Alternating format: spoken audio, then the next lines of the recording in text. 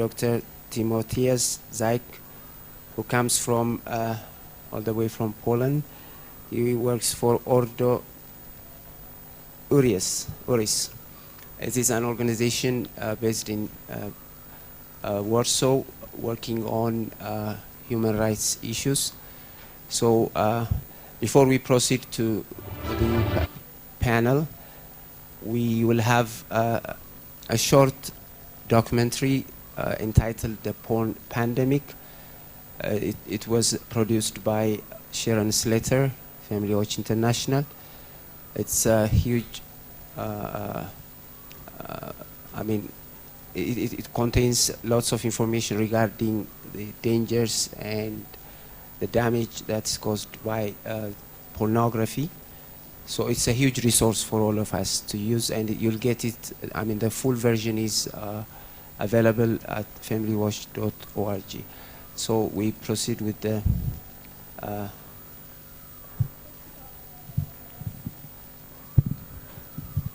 First of all, I have a question for everyone here. I'd like you to raise your hand if you've seen pornography. Everybody's hand should be up. Everybody has seen pornography, okay? Yes, it's on social media, it's on the streets, it's on the billboards, it's in the malls, it's everywhere. Now, raise your hand if you have children, and if your children have seen pornography. My guess is they probably have. So before we show this documentary, let's get a definition. What is pornography? Many people have different standards for it, but our definition of pornography is anything, whether it's an image, whether it's a song, whether it's something in written form from a book or a novel, anything that elicits sexual arousal, is designed to elicit sexual arousal. Okay, that's kind of a broad definition.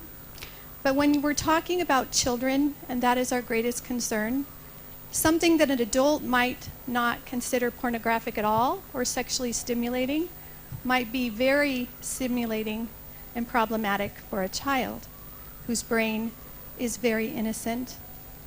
And so we're going to learn through this documentary the impact on the brain that pornography has and the damage that can come, especially for those. We never know who is going to be the one that might be susceptible to addiction, but they're going to show that the brain scans that they've done of people who have heavy, serious pornography addictions, and I've interviewed many of them, many who have had this, and it's gotten so bad that they can't stop.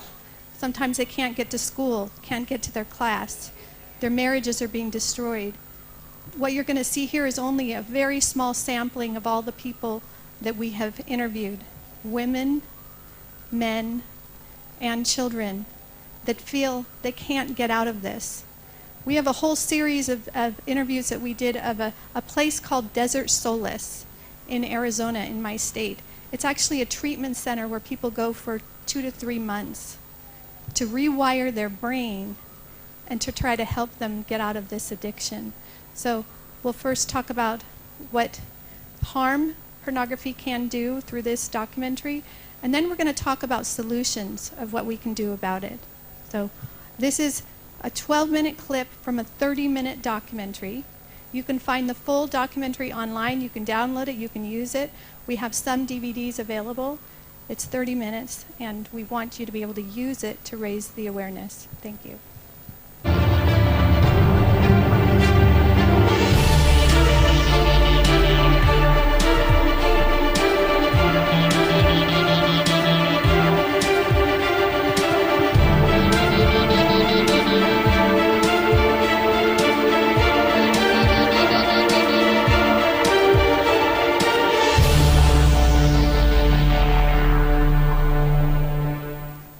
My first exposure to pornography was around age 8. I was probably 8 or 9 years old, and I stumbled upon some pictures of pornography. So my first experience with pornography was at my cousin's house, and it was on this gaming device with internet connection, and I don't think his parents even knew that it had internet connection. And a lot of times I'd hide them under my bed or in my dresser, that sort of thing, and I'd flip back to them. I felt naturally drawn to them. A lot of the times my family would be gone and I'd be at home alone, and that would be like when I would view it. Like while you're looking at it, I suppose it's like it's thrilling, like it's, you know, it's awesome while you're in it, but then afterwards it's just, I guess, this feeling of like disgust and shame and like, why did I just do that? Feeling pretty sneaky about it, feeling, you know, got away with it. Pornography is a drug which produces an addictive neurochemical trap. It is a pheromone. It changes the set point, the pleasure set point of the brain, and creates a new normal through the process of neuroplasticity, or change in the way our brain perceives and values pleasure. So one transmitter is dopamine, and that's centered part of our pleasure and reward system of our part of our brain. And dopamine's released whenever there is a sexual experience and something that gives us a kind of a high in order for us to want to continue to seek out that same activity. Have anything bad happen to me, that would be my quick fix.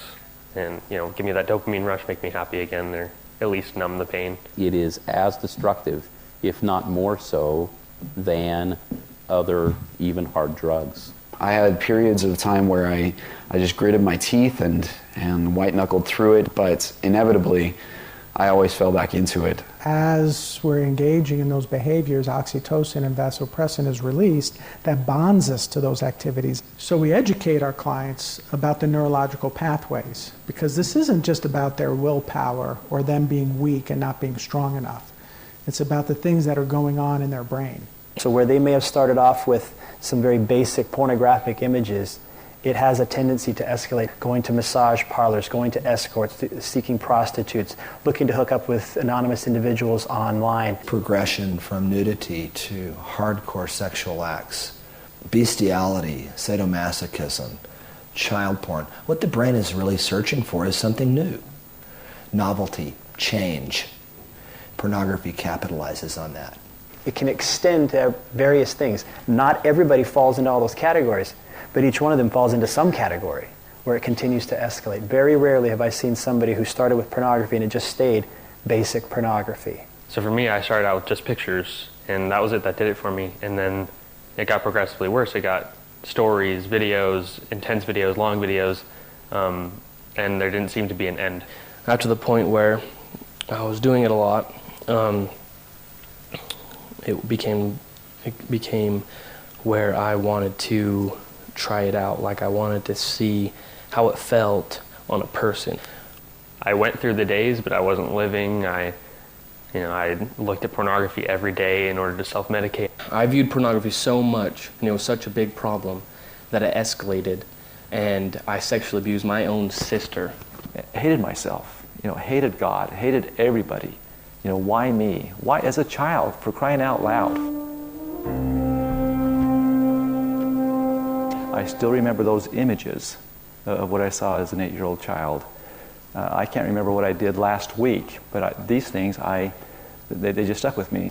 But children aren't in the capacity to make informed long-term decisions about that.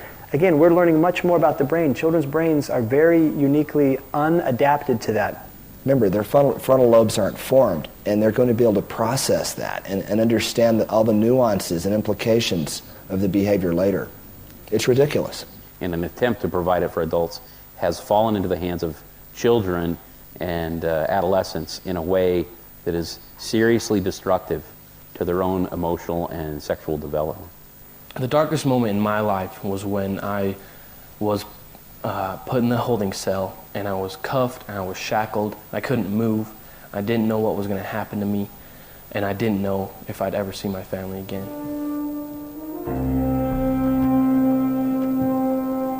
14-year-old boy goes on his phone, sexts different girls. His language was so obscene, so vulgar, calling them names that are inappropriate. Where did he get the ideation that this is all they are good for? It was pornography. All these people that I was looking at, I was making them seem, like sexual objects rather than people. And the feelings I was feeling, I didn't feel any remorse. I didn't feel any compassion. I didn't care about anybody else besides myself. And that made me just act out on my sister and just made me, I didn't care about her feelings. I just cared about my own.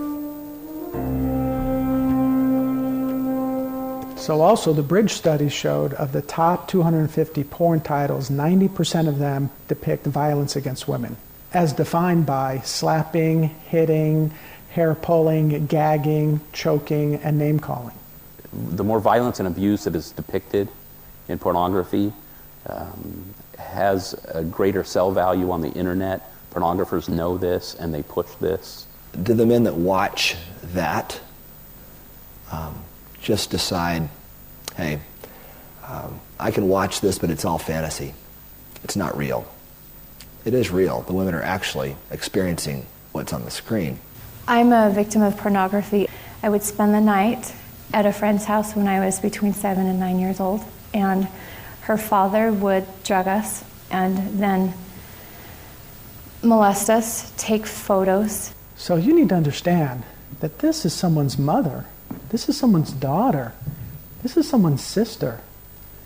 And you wouldn't want your mother or daughter or sister to be viewed in that way.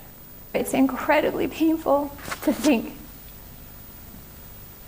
that those traumas, that pain, that those parts of me are out there. I don't know where they are. I don't know who looks at them. What if there are people I know in my life right now who are viewing child pornography and they're looking at me? It's gut-wrenching, it's nauseating. We know, for instance, from the HALT meta-analysis, which did look at multiple studies and did conclude that yes, men who view pornography are more accepting of the rape myth, that women enjoy rape and want it. Today, violence against women is on the increase. Rape is on the increase. In the UK, the government has identified a substantial number of child-on-child victims who were harmed because of the pornography consumption of the perpetrator. It's bullcrap it doesn't affect anyone else. Yes, it does. If it weren't for him starting on pornography when he was a young man, regular, just looking at naked women in a magazine, I would have never been through that. I was only a kid when I viewed pornography. I was 9 or 10. I was little. How can those things be accessible to little ones of that age when guns are locked up until you're 21? You can't access those. You can't access anything else. But pornography, one of the most life-damaging things, is accessible so young. I have had cases where the pornography addiction in a man progressed to the point where he violently raped his own daughter.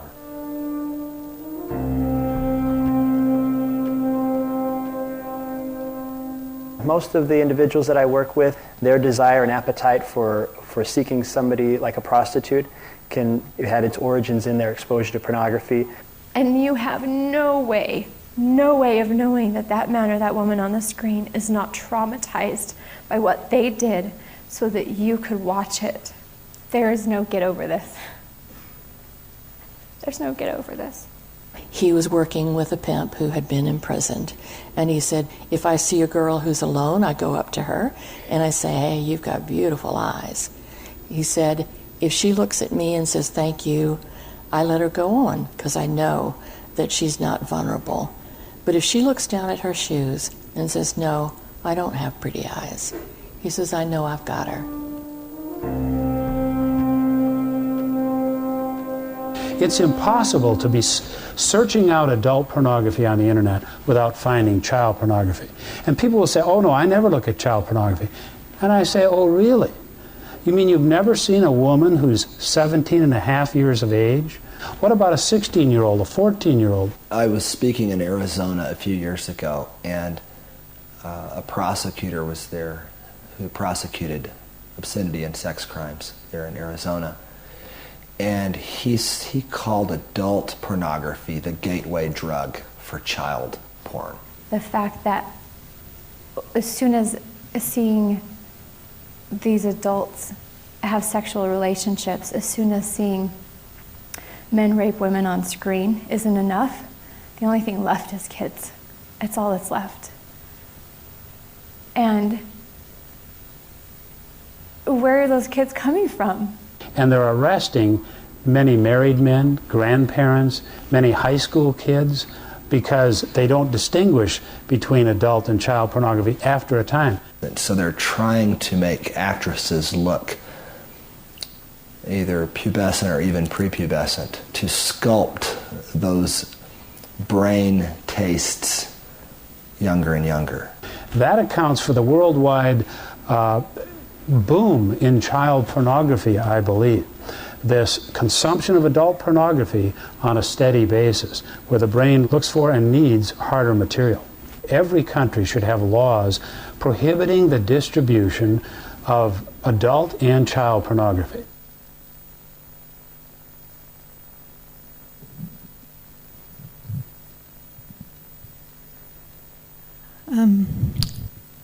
I don't know how much of that you were already aware of, but when I set out to make this documentary and started interviewing all these people, I was shocked. I had no idea of the power of pornography to destroy lives. And I've since, because I did this documentary, now I have people who seek me out. And just last week I received a text from a family member. Help. Help. I can't stop looking at this. It's destroying my life. Please help me. What do I do? This pornography doesn't distinguish between someone who is religious or someone who has good morals or someone who doesn't. Anybody's brain can be hijacked and impacted.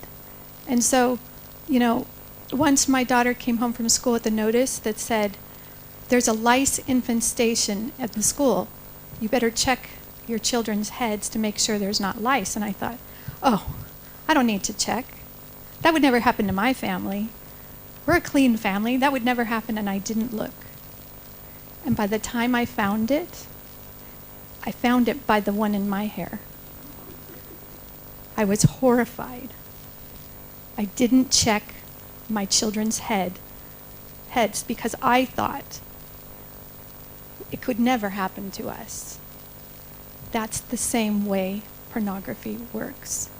Husbands and wives need to be regularly chatting with each other because they need to help make sure their spouse's brains have not been affected negatively. You need to be talking regularly with your children. I immediately, after interviewing all these people, I came home and talked to my 12-year-old son.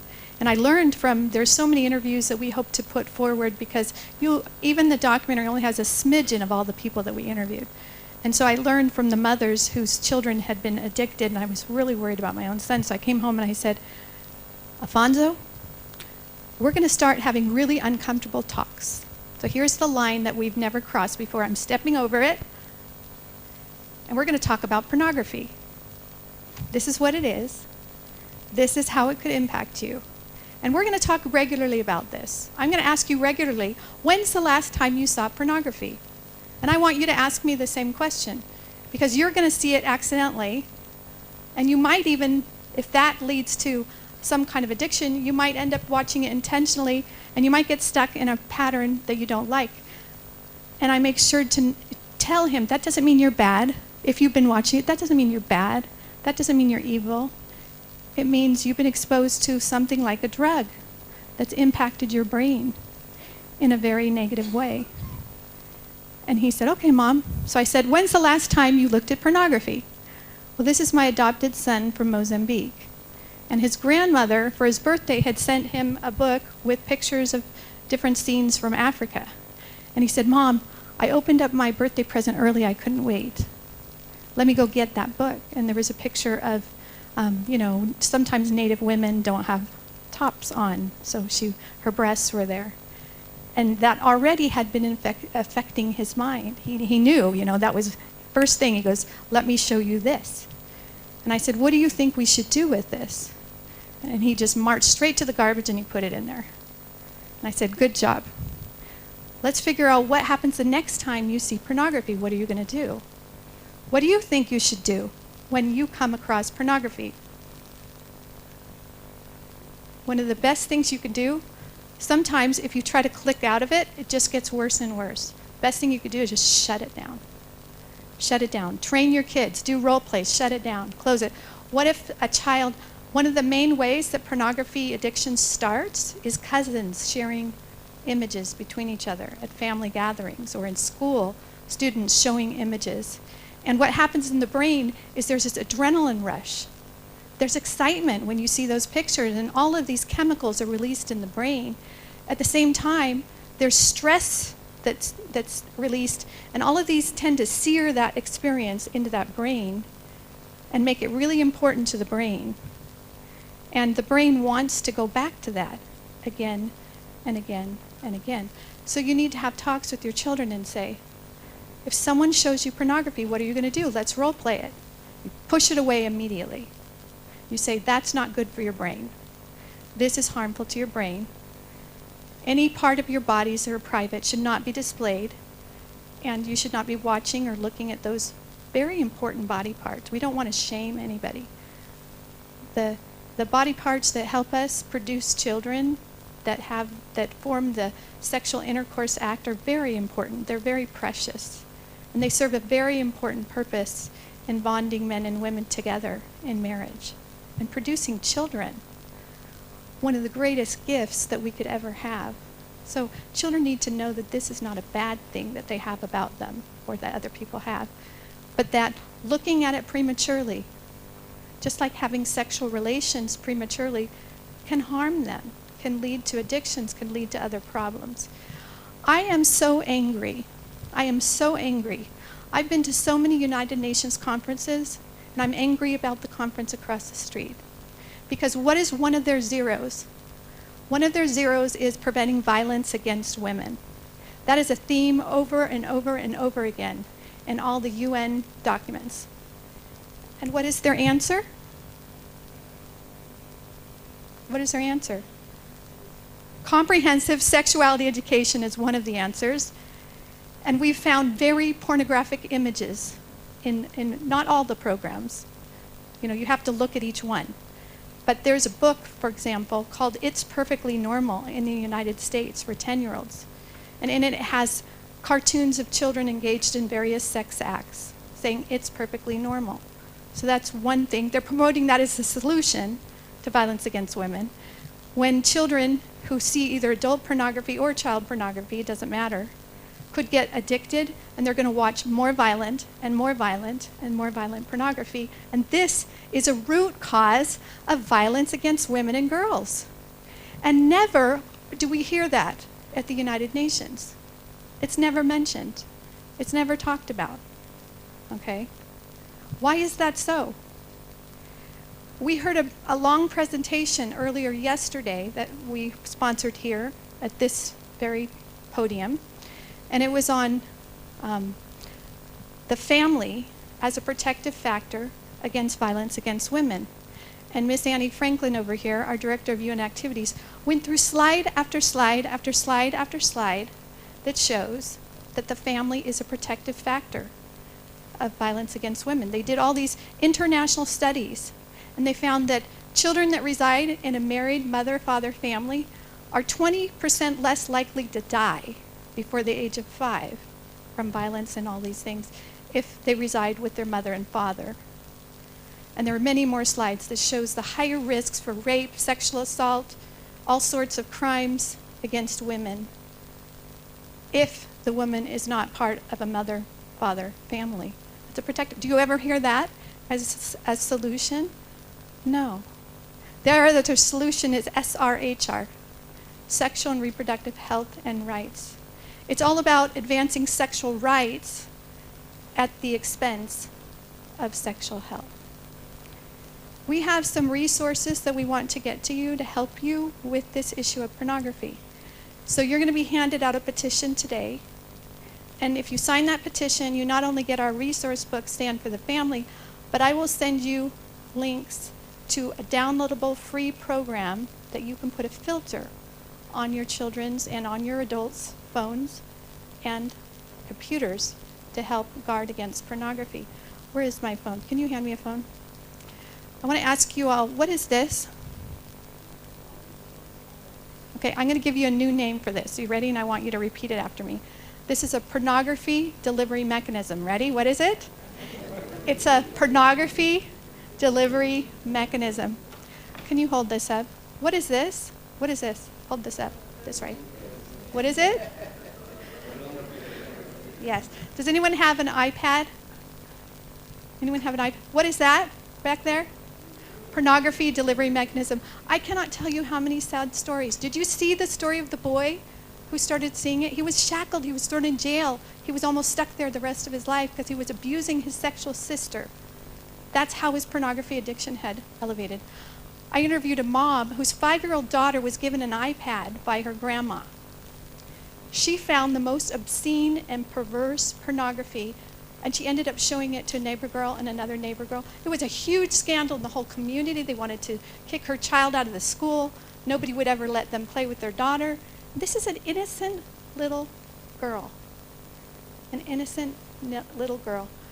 For children, I'll just say 2 more things and I'll pass over to our other speaker. For children, even, for example, the underwear ads that come in, like we have a newspaper and there's all these ads and they're advertising bras and panties of women. Some children have developed huge addictions starting with that. That was very sexually arousing for them. For women, which is an increasing problem, as a matter of fact, I wish we had her here. She's from Kenya. There's a woman here from Kenya that we've interviewed regarding her serious pornography addiction. She's written a book. I'll send you information on that if you fill out the pornography. But she started with novels, innocent-sounding novels, where you get sexually stimulated by reading the encounters of others, and that led to deeper and deeper and deeper and deeper. It led to drugs. It led to all sorts of things. And she was able to get recovery, and now she wants to warn all the women of Africa that women can be addicted as well. So that's also very important to understand. Your daughters are not immune to this. Okay? So we also know that pornography addiction thrives in secrecy. If your child feels so ashamed that they can't talk to you about it because they feel like you're going to get angry, you're going to punish them, they're not going to come to you. And it's going to grow, and it's going to grow, and it's going to grow. There's something healing about telling someone about what you've seen and letting your brain process it and label it as something harmful for the brain. So you need to tell your children, if you've seen this, if you have a hard time seeing this, it doesn't mean you're bad. We just need to support you. We need to help you get your brain rewired. You may need counseling, but we're here for you. We're not going to punish you.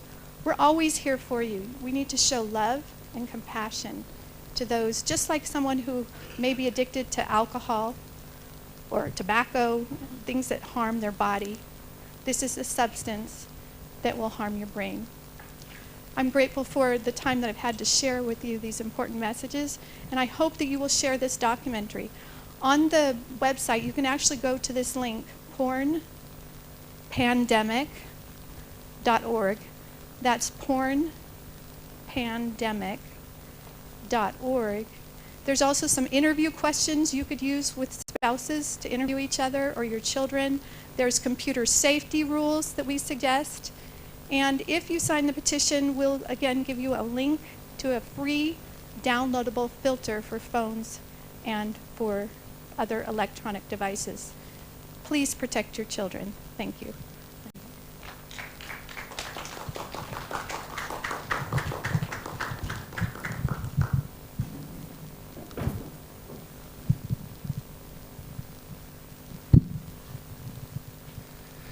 I am very happy to be here with you.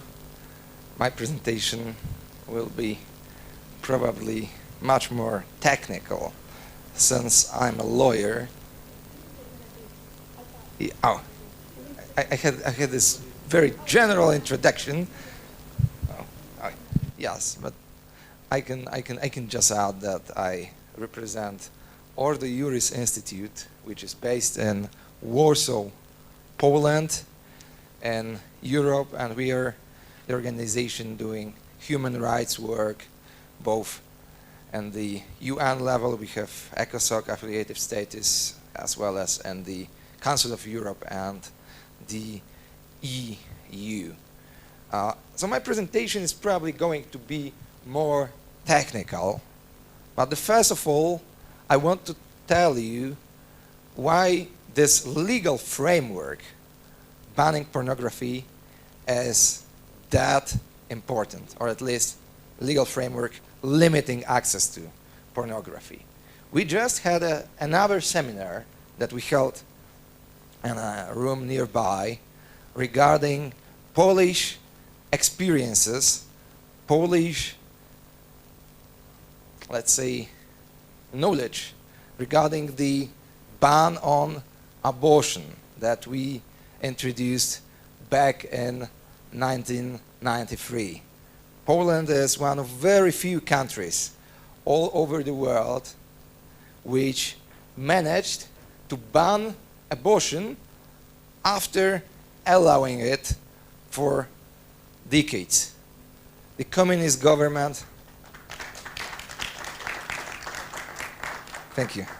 The communist government back in the 50s imposed abortion on our country, and when Polish people finally managed to take down this deadly regime, in 1993 we passed laws protecting human life. But you know what's important, and why I cite this in this panel regarding pornography? This law was passed contrary to the opinion of majority of Poles. If we look at public opinion polling from the 1990s, we'll see that overwhelming majority of people got used to the abortion law. It was like 2/3 of the population supporting this anti-human legislation, and just 20% standing for protection of life. So it was really a courageous step of the government to ban abortion at this moment.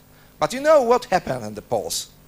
We have surveys conducted by just the same companies all over the years. And the things have changed. Right now, it's just the other way around. So 3/4 of the population is against abortion, and just 13% would like to go back to the communist era and this deadly law. You know, I cite it since it's just a proof of the educative value of the law. It's just a proof showing that if we change the law, it impacts people's minds. It impacts the way how we think about the world. Of course, we cannot say that there are no abortions at all in Poland anymore. There are some illegal abortions, but the general perception of this phenomenon has very much changed in the population. So if we look at the framework regarding pornography, some people would also say, you cannot ban pornography. You cannot eliminate this. It has been always present somewhere in human life. Maybe not pornography the way we look at, but prostitution and pornography have been somewhere in human society for centuries probably. But you know, even if it's impossible to ban pornography entirely, by creating good legislation, banning it or at least limiting access to this kind of content, we can just impact people's minds. We can influence the perception of pornography in the society, starting with minors and going through people of all ages. So nobody can say that it doesn't make sense to fight pornography by legislative terms. After the first presentation, we know that pornography is not just a matter of ethics. It's not just a matter, although it's important, but it's not just a matter of abuse of persons involved in this procedure, but it's also a matter of public health.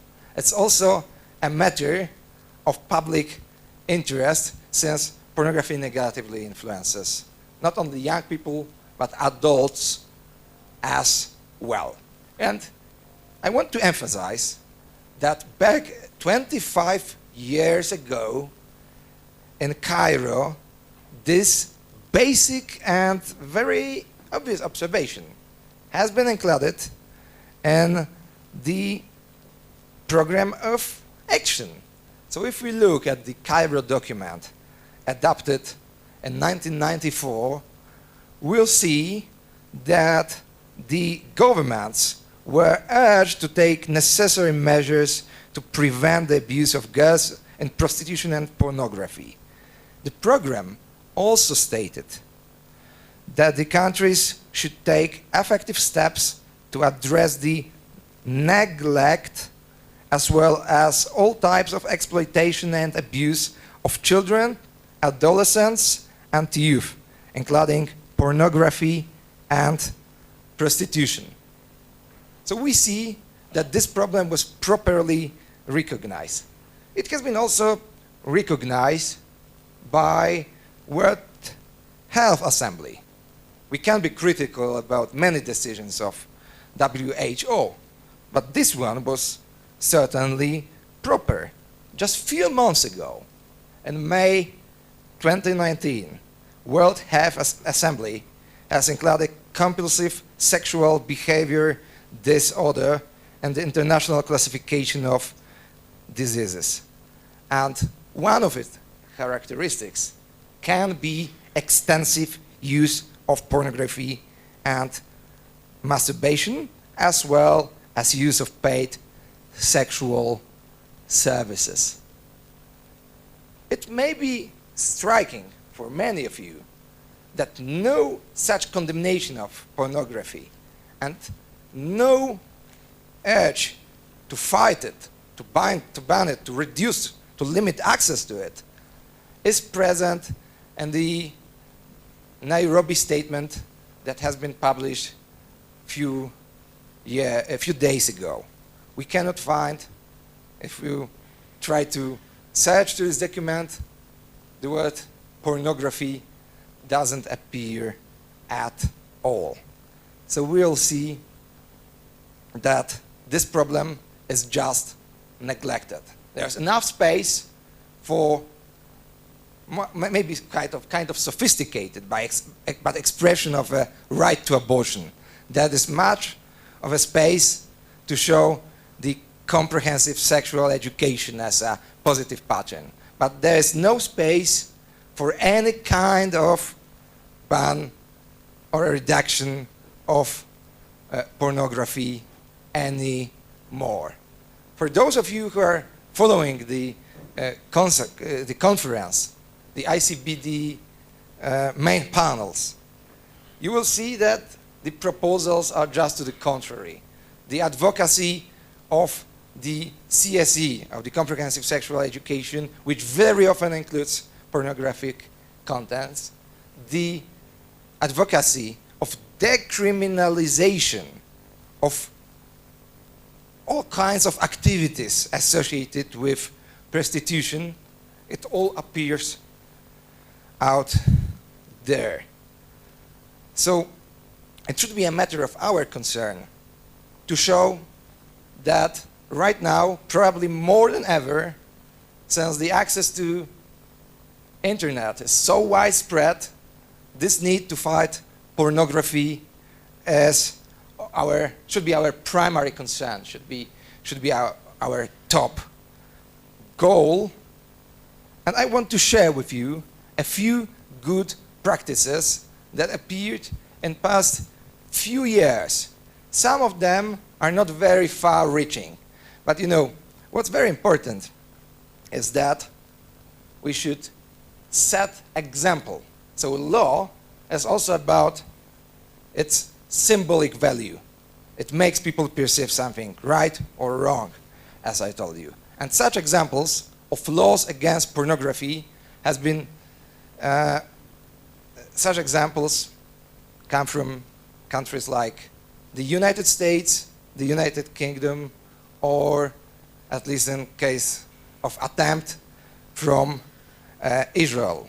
So there are governments all over the world who are thinking about this problem, who are recognizing this problem, and who are trying to significantly fight it. But before brief description of those policies, I just want to tell you that something that you probably hardly any one of you is aware of this, that 56 countries all over the world, so it's a large portion of the world's population, are obliged to ban pornography entirely.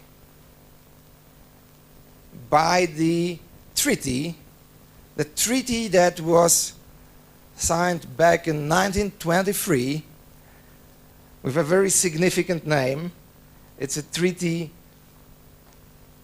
it's a convention for the suppression of the circulation of and traffic of obscene publications, concluded in Geneva on September the 12th, 1923, and amended then in Lake Success in 1947.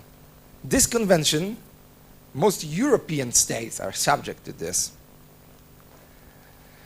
is in force, and just 3 countries backed away. It's Germany, Denmark, and Netherlands.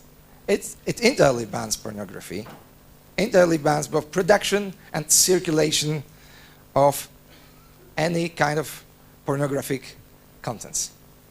But the problem is that this document, although it is binding for so many countries all over the world, is just not being enforced at all. It's not even being cited. But you know, if we are serious about international law, we should recall our politicians, our leaders, that this document is still out there. And if they want to advocate pornography, they can just back out, they can just withdraw. But otherwise, they should enforce the law. That's it. So that's the first point. That's the first unobvious observation. The second one would be that in the past few years, there have been not many countries that decided to ban pornography entirely, but those few that I cited to you are the countries which limit access to pornography online, since it's the most problematic field where pornography, in which pornography is accessible at this point. And some of the measures that have been taken seem to be kind of limited, but still what's important is a tendency, is a trend. If we go in a certain direction, we show an example for the others, and we can go further in the future. So as far as the US is considered, it's 15 states that declared pornography as a public health crisis. It's also 15 states that formally limited, so installed publicly run filters limiting access to pornography, cutting off the pornography from all the public facilities like schools, public libraries, and one state, Louisiana, which requires schools, all schools all over the state, to notify, to inform children, to inform parents of the school children about the possible harmful effects that pornography has, or about possible negative impact if a child is exposed to pornographic content. So these are, I would say, limited measures, but still we see that there is some kind of trend there are some kind of measures taking in this direction. The UK, United Kingdom, would be probably even a better example, since in the UK there has been an overall filter introduced regarding access to pornography. In the first stage, it wasn't a piece of legislation that persuaded internet service providers to install this kind of filter. It was just a voluntary agreement of all important providers all over the country that decided to filter pornographic contents in all households. That means 19 million households all over the UK. How did it work? So after the providers agreed to implement this measure, a short notification was sent to all households using internet in England, Wales and Scotland and Northern Ireland. And those people who were very much willing to get access to porn contents could just make a statement, I want to. If there was no statement at all, the unavoidable choice option was implemented. So no response meant cutting off the pornography. And it was a very small portion, a very minority portion of the internet users that decided to answer positively. So to stand for pornography in this context. In 2016, the British government decided to go a step further and implement binding legislation, including the age verification mechanisms that would work all over internet. As of now, it's already gone through the major part of legislative proceedings, but still not in force. Still it's official governmental proposal. Very similar proposal, so this opt-out model, including age verification mechanism, has been also introduced, has been also announced as a proposal by Australian authorities. And there are, in Israel, there are even 6 legislative proposals exactly of the same sort that are currently at this moment subject to legislative proceedings. So we can see that all over the world there is a trend to recognize pornography as not only as a threat to public health, but to take concrete steps in order to protect children, in particular children, but also the general population from its harmful effects. It's really striking that ICPD25 doesn't recognize this obvious fact. Therefore, we should even stronger stand for our children and for our societies, citing those good examples and try to implement them, at least in our countries. That's what was. Thank you. So I just want to reiterate some of the points we learned in the documentary and that we've already brought up. I have a slide here that pornography is one of the root causes of what? What did we learn? Violence against women. But also 2 of the other things that the world leaders are working to prevent at the United Nations, and that's prostitution and trafficking in women, because one, as you saw in the documentary, leads to the other. Because pornography addiction always escalates. It never stays the same. A child might get addicted by looking at underwear ads, then they need to see more and more and more. And as the young lady in the video said, and when they're done looking at all the ones related to adults, only children are left. So it then leads into child pornography. And that sometimes does get brought up at the United Nations. Many states are willing to say we need to be against child pornography, but the awareness is not raised that it's impossible to continue to look at adult pornography without seeing child pornography. They don't separate it. The people who are selling this, they're making a lot of money. You learned that the top 200 plus titles of best-selling pornography DVDs depict all sorts of violence against women: kicking, choking, gagging, spitting. It also includes violent insults, demeaning women, okay? This demeans women. You saw the counselor say that he had this boy that was sexting and texting very demeaning and vulgar things. Where did he get that idea? Where did the rapists get the idea? Where did the child abusers get this idea? There's a big organization in the United States. It's called the National Center to End Sexual Exploitation. They hold an annual conference, and all of the people who are fighting trafficking, fighting prostitution, all come to that, and pornography is at the root cause. And you hear therapist after therapist after therapist. One in particular, Marianne Layton, she treats sex offenders. And she said she has not found one case where pornography was not a huge problem for her client.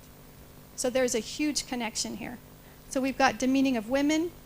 It leads to violence against women, prostitution, rape, sexual crimes against men and women, all of these things. Also, erectile dysfunction. Now that's a crazy thing. We have a whole generation of kids who got addicted when they were young, and they have become accustomed to get their sexual excitement and have their sexual act to things that are not real, to videos, to pictures, to multiple images on the screen. And it gets to a point where they can't even function with the real person. You can imagine how that impacts marriages. We have lots of interviews of marriages that have been destroyed. We also have interviews of people who were able to survive this, people who were able to get help. And so there is a lot of hope with this addiction. Again, this is the different stages of pornography addiction. It starts with exposure. That can lead to addiction, which leads to escalation, which leads to desensitization. Did you hear that boy who got thrown in jail? He said he didn't even think about the impact of his sister. All he could think about is his pleasure and what he wanted. That's what pornography does. And acting out eventually sexually, and that leads to the crimes. So here are some tools for you to protect pornography. First, we talked about you must teach your children about it. There's a great website to go to. You can sign up. You can get regular emails. They're always sending out tips of what you can do in your families to protect your children. It's protectyoungminds.org. Movies that have a lot of depictions of sexual activity can also, especially on a child's innocent mind, can lead to these addictions. You need to be able to screen your movies. You can go to kidsinmind.com and it'll tell you all the nudity that's going to be in a film that you're going to see. Never send your kid to a movie without knowing what the content is and how to protect them.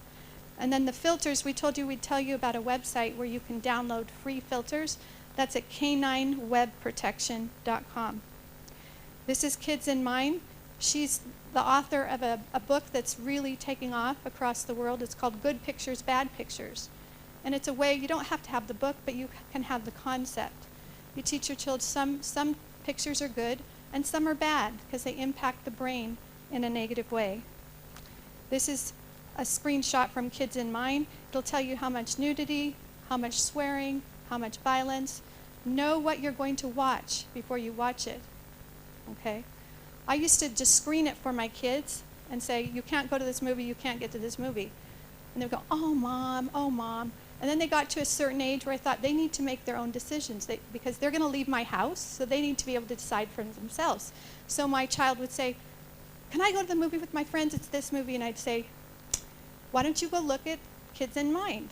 And you see what the content is. And you decide if this is going to be good for your brain, if this is good. So on one occasion, my daughter went and she looked and she goes, I said, what did you decide? She said, oh, Mom, it had a lot of nudity and violence, and I guess I better decide not to go. So she was able to decide on her own.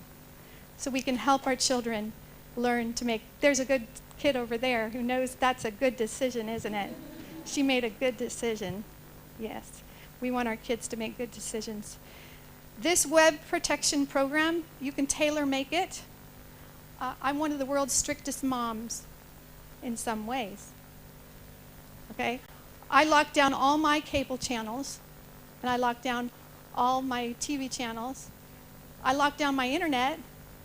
And, you know, there's general problems studies are showing of just too much screen time, period, right? So giving children unlimited screen time is a problem. So when my kids want to watch, I'll say, okay, how long do you want to watch for? And I just open it up with the password and give them the access. That way I'm not putting a pornography delivery mechanism in their hands and putting their minds at danger. You can decide what levels of protection you want, what times you want that to be set up, what categories you want. There's a time restrictions. And then the last thing is, I talked to you about the questions you can be asking each other. That's on the website. We don't have time to go into all of these questions, but you can find them online that you can use with your family. And I just want to, these are the family computer phone rules. One of them is, you should always know your child's password.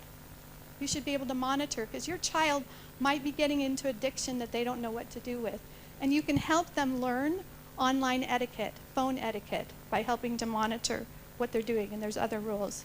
So we heard from Timotheos of Ordoguris some very important things that are happening. We were very excited because much of my family lives in Utah when they passed one of these resolutions calling pornography a public health crisis, starting to raise awareness. And like he said, 17 states, I think it's now up to 21. It might be up to 21 states. We're starting to raise the awareness and getting these passed in different states. We need to get one passed here. This is what it looked like. And so I took the liberty of drafting, based on those, one for Kenya. Okay? We need one for every African country. Whereas pornography represents the photographic or video depictions of sexual exploitation of a human being. It goes on and teaches.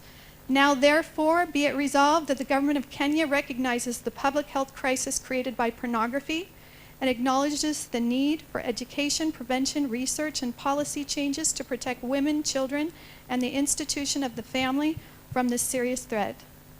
Be it further resolved that the government of Kenya will work to pass and strictly enforce laws prohibiting the production and distribution of pornography by any means, and to prohibit services from being providing accesses to pornography, especially for children of minor age.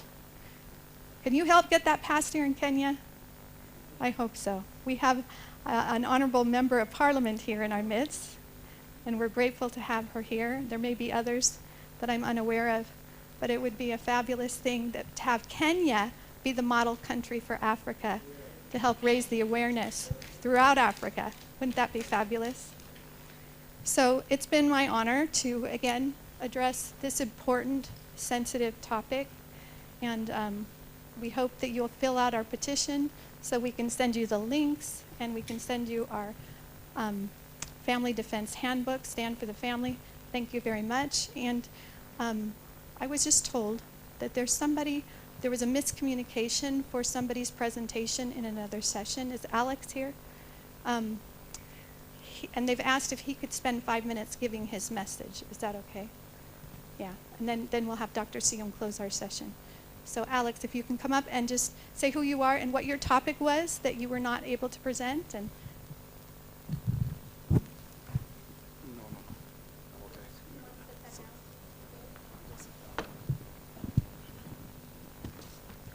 Good afternoon. My name is Alex Kimena. I come from Deliverance Church Umoja. And the topic that I was about to present, yesterday was accompanying youth in a secularized world. But I'm so happy today because what I was about to present yesterday has been tackled today. So my work is just to maybe support what my brother and my sisters have said, but from the youth perspective, because pornography to young people in this country, we all know it's an issue, isn't it? How many of us have heard a song called Wamlambez Wamunyonyez? You've not seen? How many of us have heard that song? you have heard it and you're not ashamed, just raise your hands. How many of us know the meaning of that song? No, let's be real, right? Let's be real. How many of us know the meaning of that song? Are you courageous enough to tell us the meaning of that song? Or the title? Let's be unashamed. It's talking about oral sex. It's talking about oral sex. How many of us have had children as young as, let's say, 10 years and below singing that song? So, ladies and gentlemen, your children were singing a song that was describing oral sex. And this song, right now as we are speaking, is on YouTube. It has, I don't know the views, but it has hundreds and thousands of views. And it's a song that is being played in our airwaves. It's a song that is being played in our airwaves without any restrictions. Why? Because there's an argument coming out that Kenya is a free country, that every person has a right to do what he believes in. Ladies and gentlemen, welcome to the new Kenya. And it's so sad because it is said that 75% of the population of this country are young people.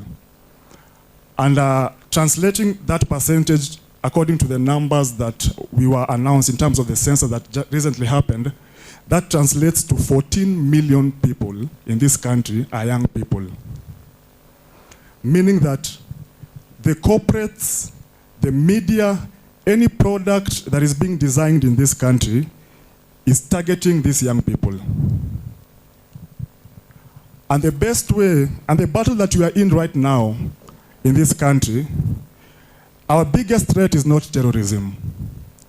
It is values and ideals. Because he who controls your ideals and values controls you. He who controls your beliefs controls your children. And that's why there are so many things coming in this country that in as much as we try to fight them and to speak about them, the war looks as if, you know, it can never be won because it has penetrated so much that everything seems like it's impossible to tackle.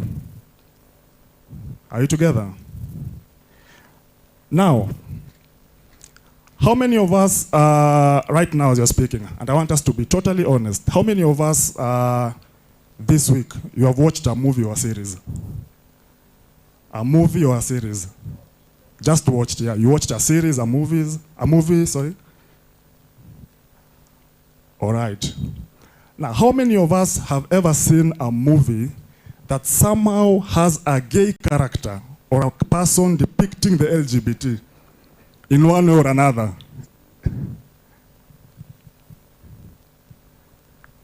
That's the secret that these people know, and they know very well that in order for us to penetrate a culture, they don't care about the older generation because they know the older generation, whatever they have decided, how they have been they've been molded, they can never change their perspectives. But they are after our young people. And that's why right now, the cases of pornography, in terms of addictions and all that, 90% of these cases are young people.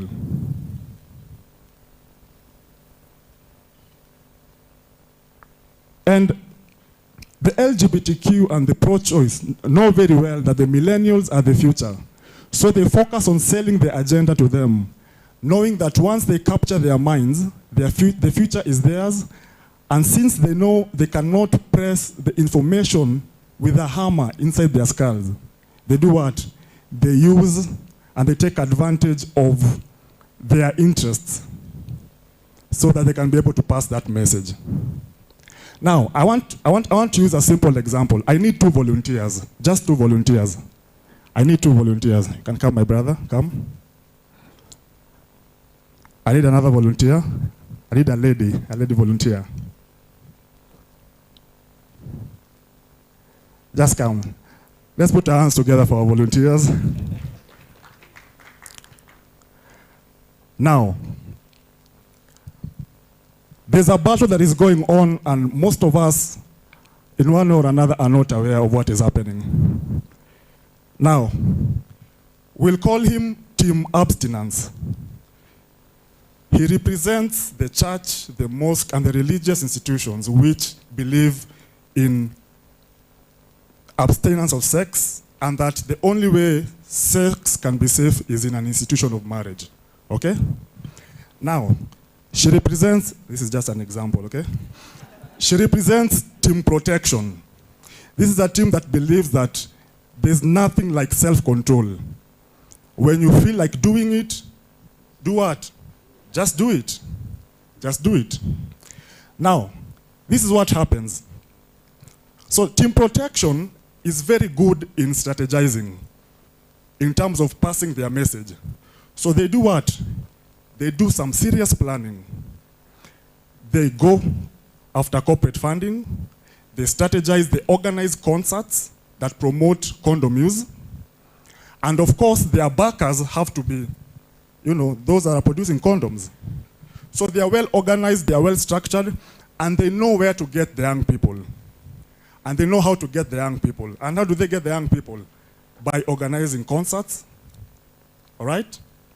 By infiltrating the social medias through advertisements and sponsorships, passing their messages, through movies and through music. And Team Protection is very aggressive when it comes to passing their message. That's why every moment, after any commercial break, any time for a commercial break, you have to see an advertisement either promoting condom or promoting what? Alcohol or what? Contraceptives, all right? So now I want you to just walk around the room. Just walk around the room. So Team Protection is very aggressive, passing messages, going for concerts, going for interviews, passing the message. Now we have Team Abstinence here.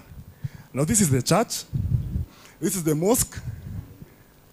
They are born again, they love God, but they believe that God will come down from heaven and do what?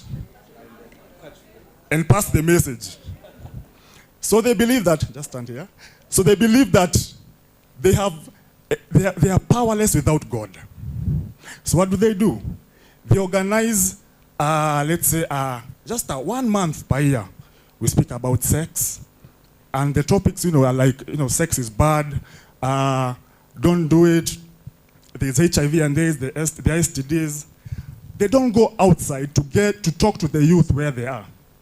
They are restricted in the church square and in the mosque square and in other institution square. Preaching to the converted. Thank you so much. Yet, Team Protection, just walk around. Team Protection is very aggressive, going out there, passing the message. While Team Abstinence is where? Is in the church, doing nothing, waiting for God to come. Ladies and gentlemen, between these two, who will win this war?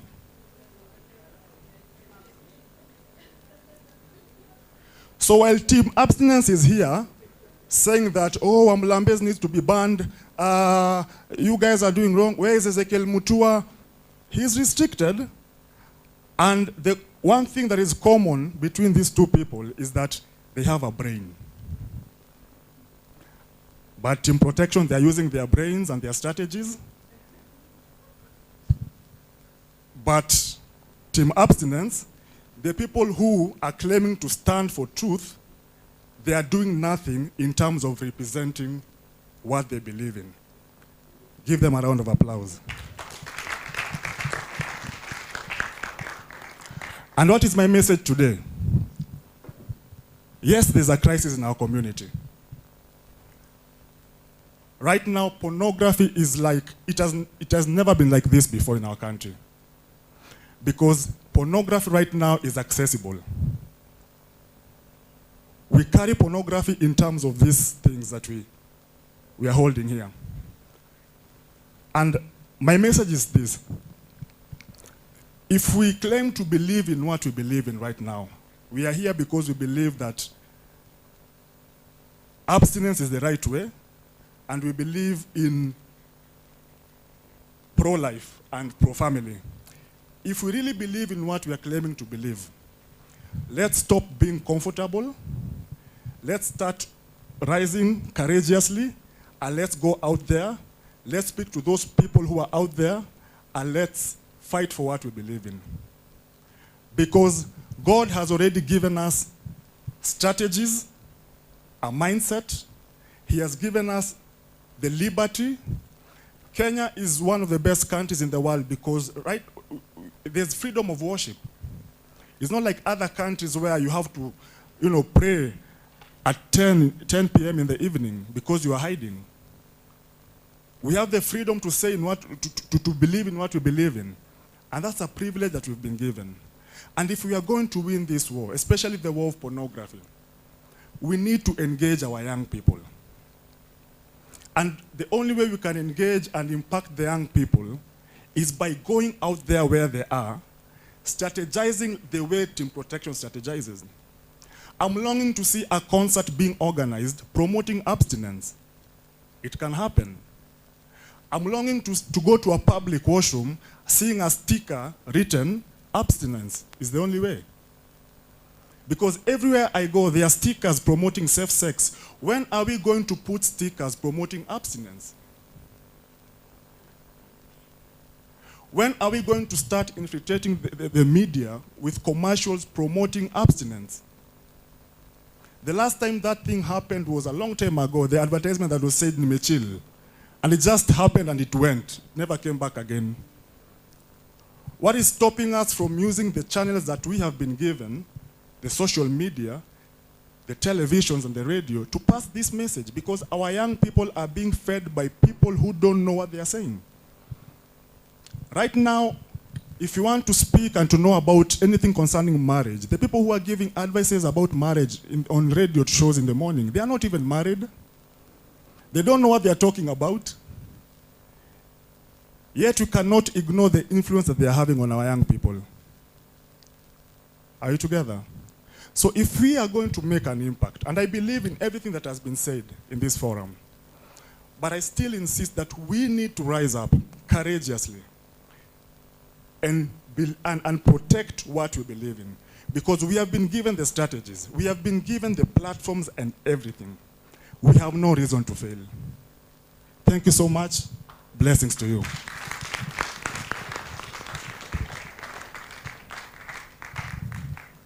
I thank all the presenters, and I hope there will be some reflections and questions from the audience. But before we proceed to that, I would like to make sure that all of us have received the petition forms. Anyone who hasn't filled a petition form, please raise your hands. Who hasn't filled a petition form, so please hand out.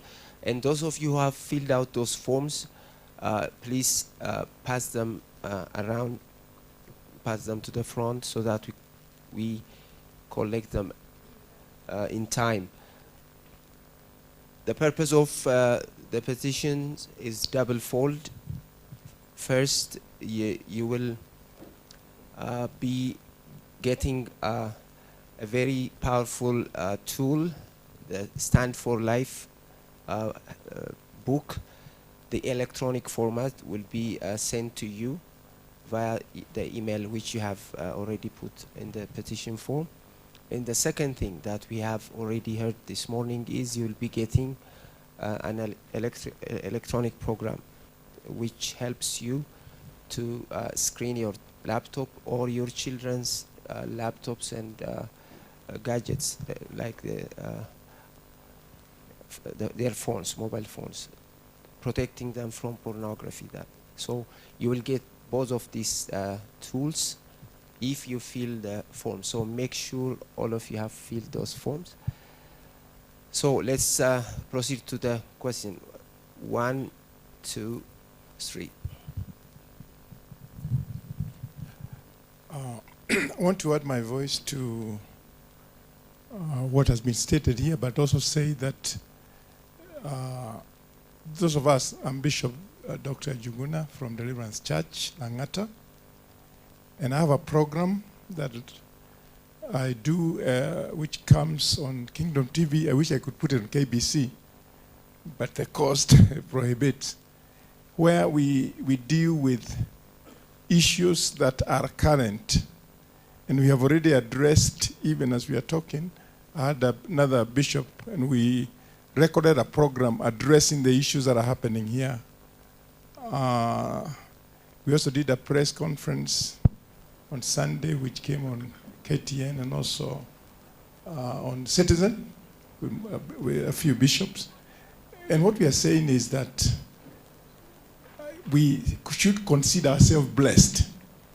I'm glad to be here with Honorable Shamala because the noise they made in Parliament, and thank you so much for what you did, is very telling that we have people in every sector of society that are pro-life, that are supporting marriage, that are against pornography and all this. And I hope that draft that has been done by our sister, I hope she will get a copy, because I know she will take it to Parliament and she will advocate for that. And if Parliament passes it, then you know we are safe. But let us, I think my reason for standing here is to say the primary responsibility for how we are going to transform society, it has to begin at home. I mean, by the time these kids go to school, if you have not been able to influence them, too bad.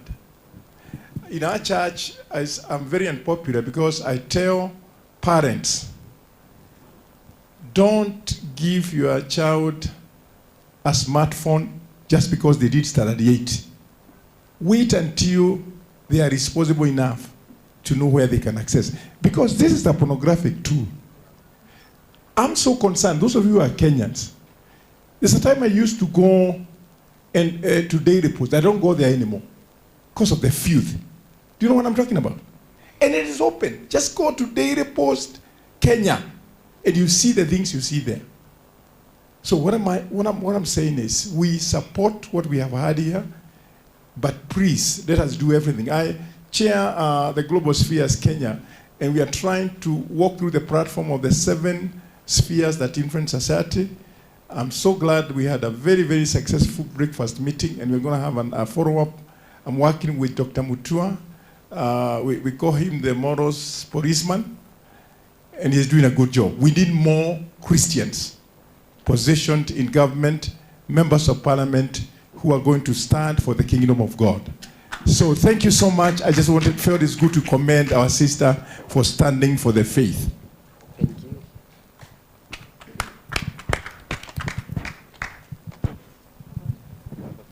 Oh, yeah.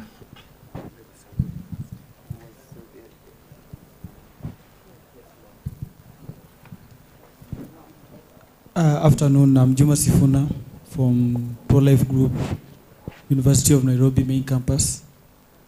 Thanks for the presentation, but it never touched more of the campus, because I saw the websites were protecting mostly, it was touching of the children and the kids.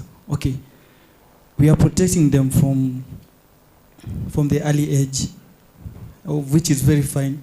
Raising up adults that are responsible and everything. But you also have, in our campuses, we also have some of our friends, colleagues who do watch porn. And the adverse effects, we can see them. Okay, if you're keen enough, if you've done a little bit of psychology or something, we can be able to identify the adverse effects of pornography in our campuses.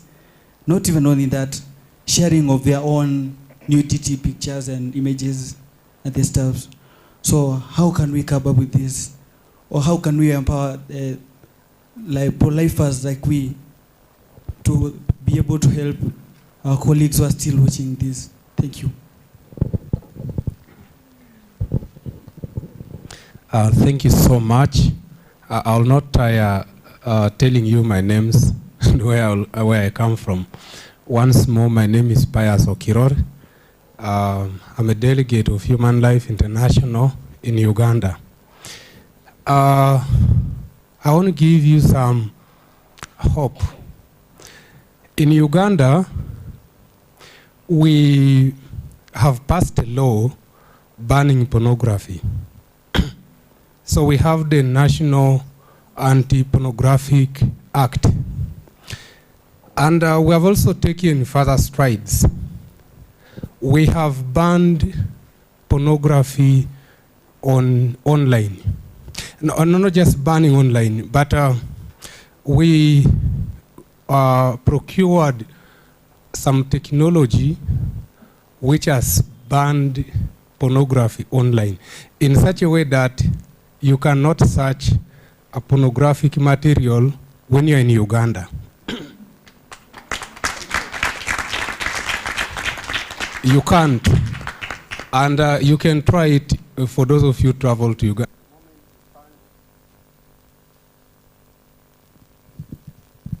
The moment you punch anything, pornography, and you can't get any results. And that is so beautiful. But of course, the devil is also smarter in a way. So it knows that when you use VPN, you know VPN puts you to some country and where probably pornography is not banned and you can still access. And that's a really challenge. We don't know how to deal with that. But we also, when we had challenges for the Honorable Member of Parliament, you have to be prepared. When we were debating on the Anti-Pornographic Act, of course, there was a lot of pressure coming from the feminists especially, and the feminists who are especially aligned to the pro-choice ideologies. They called it a miniskirt law, and that they are legislating on women's bodies. But the background was that we had what they call Chimansulo. Chimansulo, I don't know the language anyway, but it involved the women, young women and girls going to dance naked in clubs, night clubs and so forth. And also there was a high level of people dressing in really mini skirts and seducing young people and generally anybody who cared to look at them, and they are passing through streets and all that, and it was one of the things that was thought to be addressed in the law. However, we are unfortunate that, or fortunate, whichever way you view it, our Minister for Ethics and Integrity, we have a Minister for Ethics and Integrity, is a Catholic priest, Reverend Father Lokodo. So many times the feminists and people, okay, the pro-choices want to portray it is a Catholic church. It's a Catholic church, it's a thing, you know, the Catholic Church, but he doesn't back down.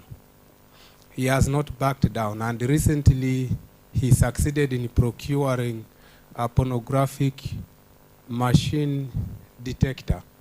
It is there. So it can detect that you are surfing pornography on your computer, for instance.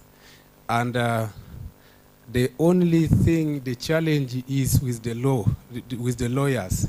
The lawyers are arguing there's a breach of privacy, and so the law is not, I mean, the machine is not being used that much, but we're looking for how to go around the law on privacy and what have you. But lastly, I want to emphasize and really agree with what the doctor said. He said he makes a very fundamental point when he says banning, coming up with a law against something is better than having nothing. Because when just the idea that there is a law against this, even if it's not being implemented, makes it appear, that thing appear bad in the eyes of the public. Whoever is doing it will do it knowing it is bad. So in Uganda, ever since the enactment of that law, there is a lot of progress. The Chiman's clubs have closed. So the girls and the boys cannot go dancing naked anymore in Uganda in nightclubs. And also the women, young girls, are more conscious of how they dress in the streets. And there is a lot of positives that are coming around. And indeed, he comes from a communist country, and the ideology of the communist is that however bad something might be, continuously talk about it. Somehow the human brain, the way it works is that it adjusts with time. And this has been employed a lot by the pro-choicists. They have talked about homosexuality and abortion, and talked about abortion and abortion and homosexuality and abortion. And now we have people who are beginning to think, yes, what about abortion? It's a right. It's women should have a right, and we are beginning to adjust and accept. That is the same tool that we should use. Speak against it again and again, and the pastors and the priests and the imams speak and speak, and our honorable member of parliament, even in parliament, speak. You people, I will assure you, so many of them, 90% are against the things. So when you speak, it even helps you the more. I have a foster mother who is a minister, and so I know a little bit of politics as well. I would like to end there. Thank you so much. And we do campaigns in the universities. We do walks and do door-to-door, knocking on doors and getting to know what people think. And we work with a ministry called Youth for Christ also. They also do abstinence in campus and high school. And we can see that there are so many young people who don't know these things, who don't know that they should be abstaining.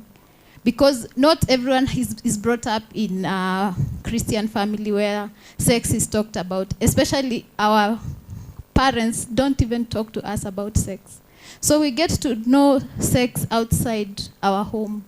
And so when we go to these schools and go to these campuses, and this is like a new thing to these people, they don't know about it. And going each day, every time we get an opportunity, in our community, in the estates, we don't talk in Nairobi and forget that we need to go to the community, person by person. And that is how you get to reach to the young people. And we use the means of what they like most. Our social medias, even my personal social media, is full of this message. Because there are very many young people who will learn, who are going online all the time. What do we post? While you're posting something, let's get that message home that you want people to know, so that you don't just talk about it in a conference and forget about it the moment we walk outside of this place. Our main strategy is the social media, and we do campaigns using those, the way he was saying, we do concerts and everything. We do that. We do those. We do a movie night, something that we know the young people will come. And that way we get to reach out to these young people. So in our strategies as the pro-life community, let's go digital. Let's go to the community, knock on doors in the college, knock on doors.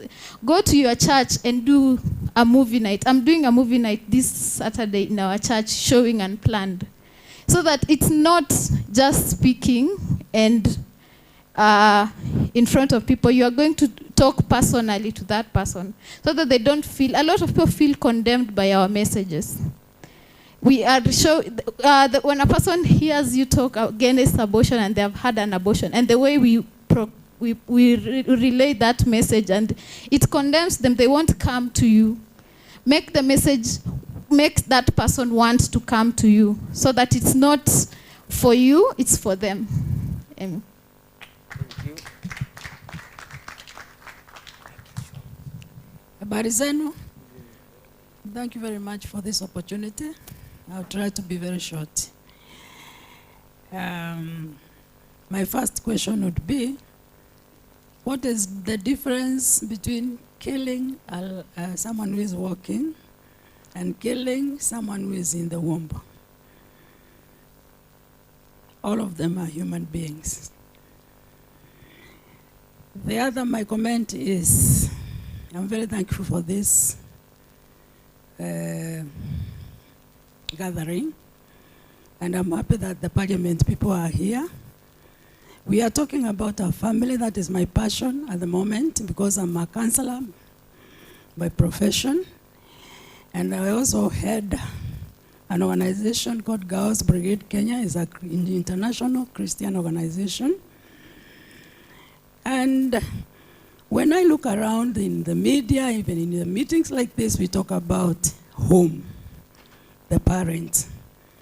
When we go to the ministry, to the MPs who are going to Parliament, family is put under culture and social services. If not that, it is put under maybe gender. Family, if we go to the Bible, is the one which was given the authority to fulfill God's purpose. My request to all of us is we fight for family ministry in this government on its own. Gender falls under the family. Youth fall under the family. Children fall under the family. And I'm doing that on my personal level. So I'm requesting all of us here to go to the president who are able to reach him. I wish I can reach him. And tell him we need the ministry of family, because it is the overall. We are telling parents what to do at home. There has never been a family career to educate the parents on how to do these things. That is why we are hearing things like they don't teach sex education to their children. For me, that is what I would see very useful, because if we have family career where this is a couple, they have children at different levels of development, and we deal with the issues according to those levels as early as before 12 years, then I'm sure 90% of our problems will be solved. That would be my best request for the parliamentarians, for the Council of Governors, for the President, for all of us who are here, for the Christians, for the churches to lobby for. Thank you very much. I would want to make one comment, and Honorable Shamala, now you have some work. These Christians and Muslim and every group that is represented here, they want to hear that you have passed a law. You have all the expertise that you need. And we under the same roof, I'll keep reminding you. My concern, and first of all, congratulations for the presentations that you have made. But my concern is one, our complacency. I got to know about ICPD on the 25th of August this year, when I accompanied members of parliament to Fatima.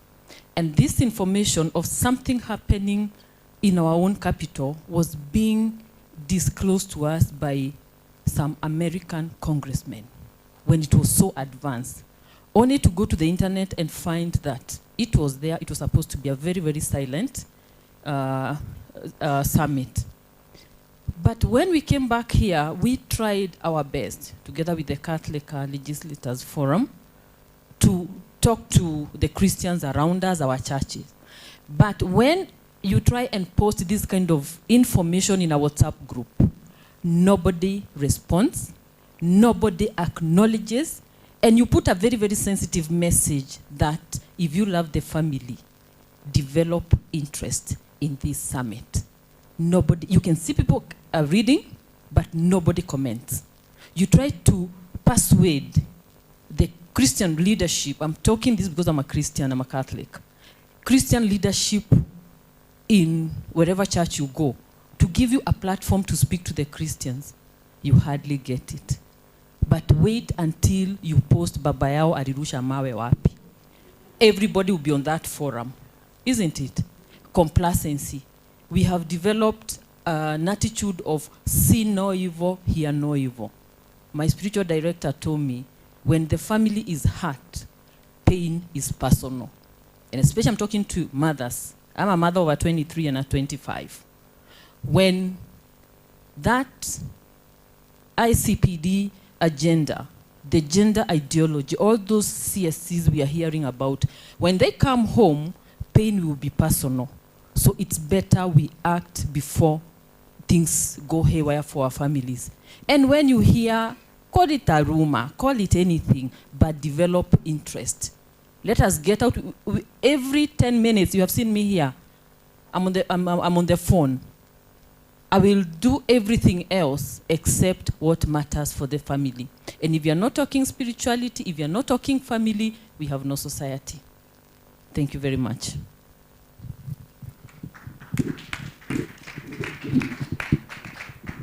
Thank you very much. I just want to begin by saying that he truly orders our footsteps. At least he ordered mine. And I'm actually really glad they refused us accreditation, because we have learned more by sitting here and listening to these wonderful presentations. Thank you so much. You have really opened up my world. I want to talk to the youth and my mind and tell you, you are so powerful, and the politicians will have to listen to you. You are a huge critical mass, and they must listen to you. I do also want to say that actually my first amendment when I got into Parliament in 2017 was on pornography, but it wasn't very tight. I was new.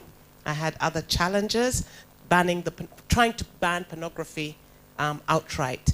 And I was also fighting a petition. Somebody was challenging my nomination to Parliament. So I was overwhelmed.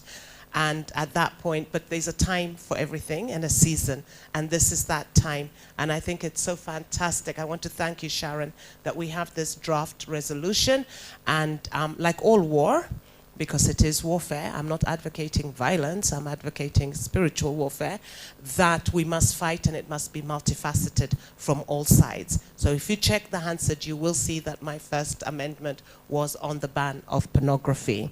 The way forward is to have this resolution and we will, because we know what the majority of Kenyans believe in, we will have hundreds of thousands, if not millions, for signing this resolution. The other way, Alex, I want to honor you. I want to thank you. I'm going to give you my card, and there are many like-minded leaders like myself who want to talk. It's so refreshing to listen to people like you. You are the hope of this country. You're the hope of Africa, is to engage you, and you will petition Parliament. I sit on the Justice and Legal Affairs Committee. You will petition Parliament on this. I will take your petition to Parliament. We will sit together and help you draft this. We will petition the executive, and we will also make sure that the judiciary is also aware of these issues. And sorry, I always take notes. Yes, the petitions to Parliament and the contacts. And last but not least, to the girl from Eldoret, your message should be, for those of us who are Christians, there is no condemnation. That was what the crucifixion was all about.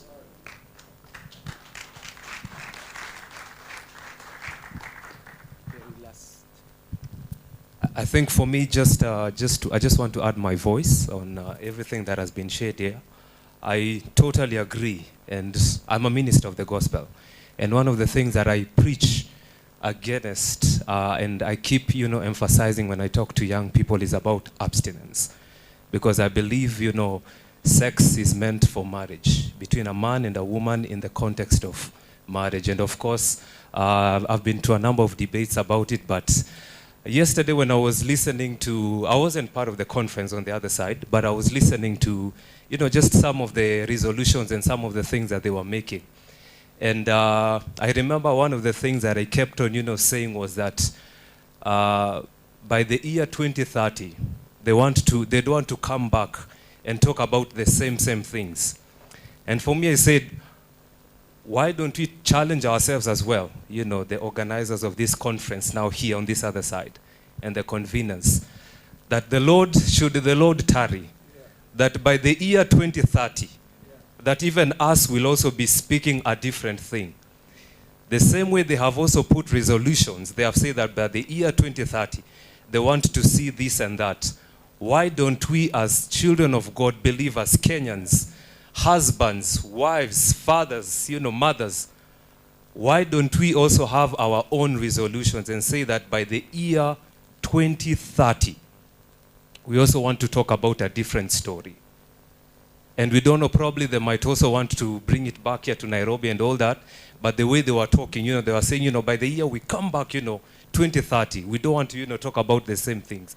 And for me, it's just, you know, a challenge to myself and even to every last one of us in whatever sphere of influence that God has placed us.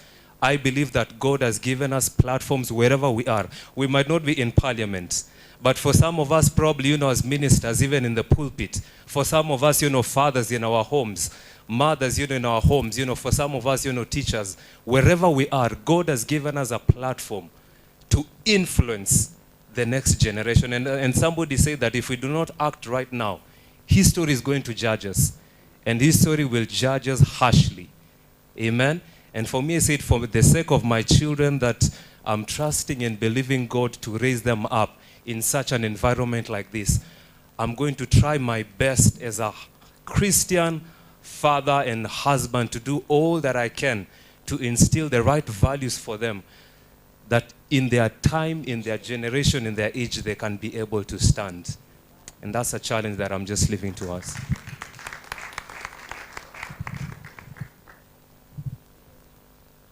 Okay.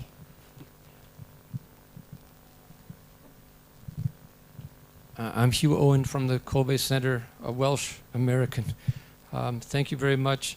I just wanted to say two things, because yes, Jesus Christ died for us on the cross 2,000 years ago, but every sin crucifies him. He died in the cross looking past, present, and future.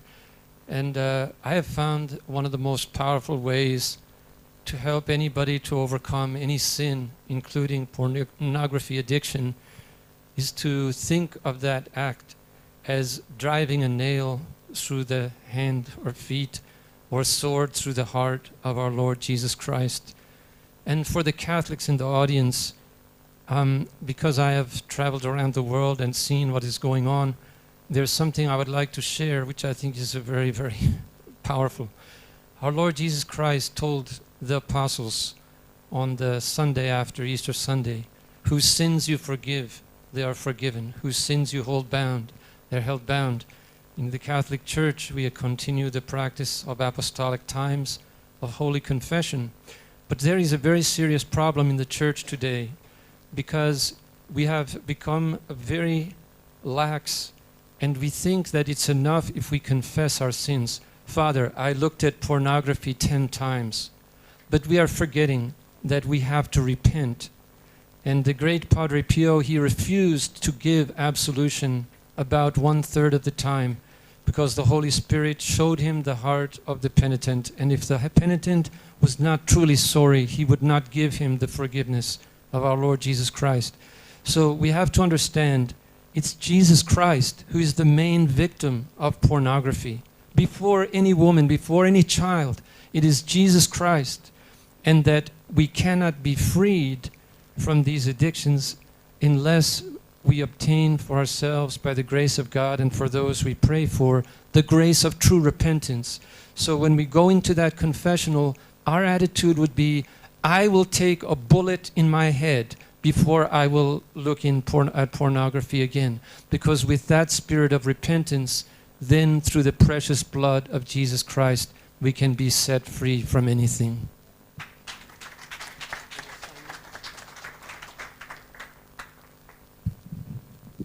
So that brings us to the end of the second half of this morning's presentation. Yeah, okay. We did receive a question that we didn't answer, and I really want to answer. Is the gentleman who asked that question in the corner still here about youth, and what are we going to do about youth on college campuses? You know, that was a very important question, and I'm really glad you asked it. There is a fabulous organization. It's called Fight the New Drug, and the new drug is pornography. You can go to fightthenewdrug.org. And this is geared towards college-age students. And it's college-age students that started this program. Again, it's fightthenewdrug.org. And I would imagine they would love to have a branch in Africa. I would strongly recommend that you contact them. And we're thankful for the Honorable Member of Parliament who gave that commitment to push this agenda forward to protect Kenya from pornography. We're grateful for all of the comments that we've heard here. And we want to end with kind of what is the mission of Family Watch? Family Watch takes all of our positions based on social science data, laws, lessons of history, and what has proven to bring the best outcomes to men, women, and children. We don't use religious arguments. We don't take religious positions. But lo and behold, all of the data that we can find, all the studies that we can find, back up the principle that the family is the fundamental unit of society, and that children, men, women, all do best, statistically speaking, if they reside in a married mother-father family. Less violence, better education, less poverty, less drugs, less crime, everything. Everything is going to be better. There's exceptions to the rule, of course. Less violence, everything is better overall for a country if people reside in a mother-father family. Now, not everyone can do that. Some people, due to no fault of their own, find themselves in different circumstances. And we need to support that. It's not that we're against other people, but that's the model. This suggestion to establish a family ministry, I think, is also a fabulous suggestion, because there's many documents, as we learned in one of the earlier sessions that we presented on the status of the family in international human rights law. There's many agreements that Kenya and African governments and all the governments in the world have signed on to that call for the protection of the family and call for governments to assess any law or policy based on whether how it impacts the family. So those are good things that we could also bring forward to Kenya. But I want to end with our motto and a song. I'm not going to sing it for you, but it's a theme song for Family Watch that we play at all of our major conventions. And first of all, our motto is promoting family-based solutions to world problems. If you came to our very first presentation, we laid the family as the foundation. And I gave a very brief presentation showing how the family is the answer to many world problems, to the orphan crisis, to food security, to many things. And so I'll just end with the verse, a couple verses to the song that's kind of our theme song. And it goes like this. The family is the beating heart that keeps the nation strong. If families fail, then nations fall, and all that's good is gone. The time is now. The time has come for everyone to see that if we are to save the world, we must save the family. Thank you.